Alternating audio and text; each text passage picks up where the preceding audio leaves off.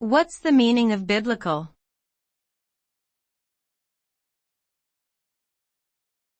Biblical.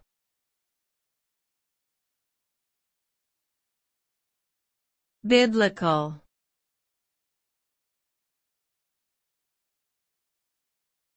Biblical.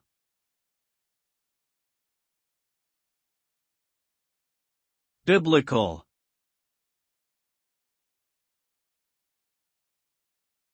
The word biblical is commonly used to describe something that is related to or in accordance with the Bible, the holy book of Christianity.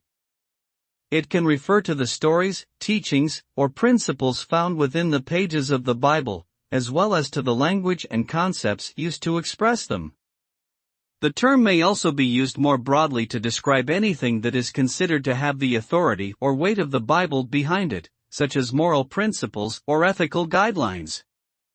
Overall, biblical refers to something that is rooted in the teachings and traditions of Christianity as expressed through the Bible.